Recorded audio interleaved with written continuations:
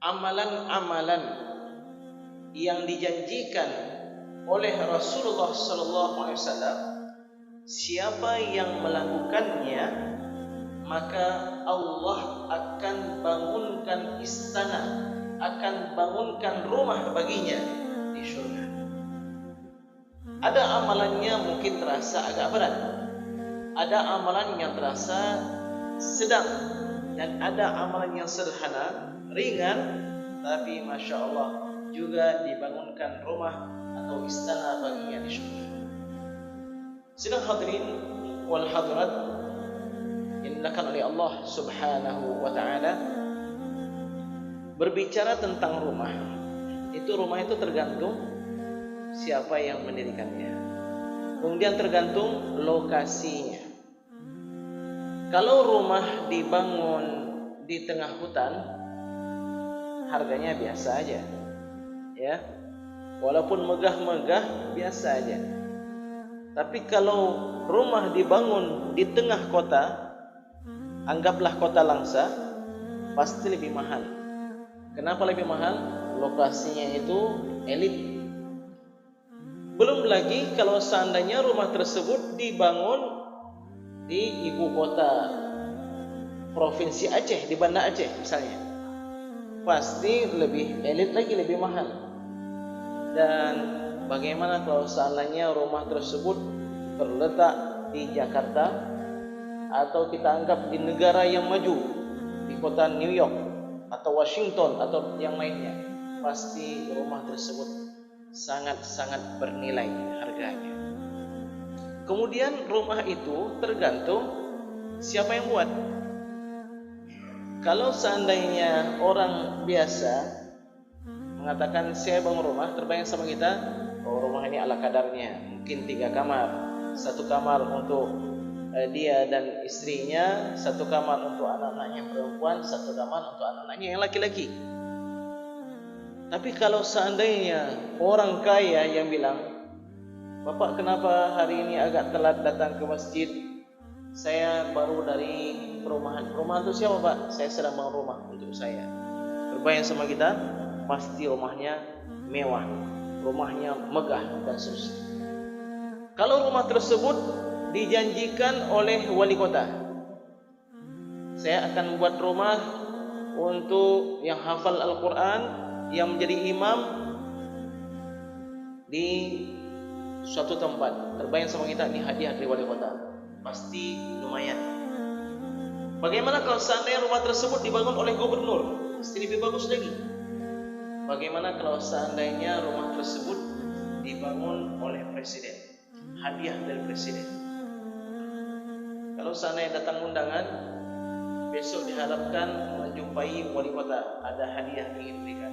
Terbayang sama kita, sekian. Kalau gubernur yang undang, pasti lebih besar. Kalau presiden yang berikan, pasti jauh lebih besar. Bagaimana kalau seandainya rumah tersebut yang bangun adalah pemilik langit dan bumi, Allah Subhanahu wa ta'ala? Rumahnya dibangun sesuai dengan kadar kemampuan ekonomi seseorang. Makin hebat, makin dia itu kaya, maka makin megah rumahnya. Kalau dia itu pencipta langit dan bumi, bagaimana kira-kira rumahnya? Kemudian lokasi rumahnya bukan di Alor Buaya, bukan di Trom, bukan di kota Langsa, bukan di Banda Aceh, bukan di Jakarta, tapi di surga. Masya Allah. Surga. Apa itu surga, Bapak sekalian? Kalau dikatakan surga, Bapak sekalian, kenikmatan yang tiada batas. Apa yang kalian khayalkan tentang surga, surga jauh lebih hebat dari yang kalian bayangkan. Rasulullah SAW sabda, di dalam surga terdapat ma la ainun ra'at, mata tidak pernah melihat. Kita melihat di kota-kota maju begini-begini, di surga yang tidak pernah kita lihat. Wala udhunun sami'at, tidak pernah didengar oleh telinga di dalam surga. Yang terdengar sama kita ada ya lift, ada eskalator.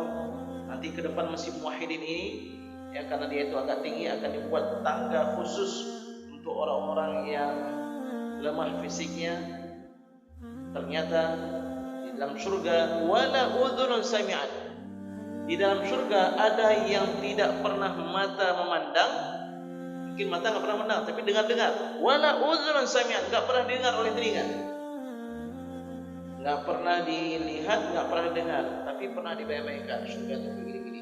Wala khatara ala qalbil bashar, tidak juga pernah terlintas di dalam hati manusia. Begitu nikmatnya surga, luar biasa. Tidak ada yang bosan. Seseorang jika memakan buah-buahan atau memakan makanan di sana, setiap kali dia makan, dia akan merasakan rasa yang lebih nikmat dari sebelumnya. Kalau kita kan makan durian, buah-buahan yang sangat lezat, 1, 2, 3, aduh udah nggak sanggup. Tiap hari makan durian bosan. Di surga tidak ada kebosanan. Nikmatnya terus bertambah, terus bertambah. Karena itu Rasulullah SAW dalam sebuah hadis menggambarkan tentang bagaimana surga itu sesuatu yang kecil pun begitu bernilai. Ketika beliau bersabda, la mawdi'u sawti ahadikum, sungguh tempat cemeti kalian. Kenapa Rasulullah SAW menyebutkan cemeti? Karena orang Arab biasa mereka naik kuda, biasa mereka naik unta, biasa mereka naik keledai. Ada kalanya kendaraan tersebut ingin dikencangkan, dipukul.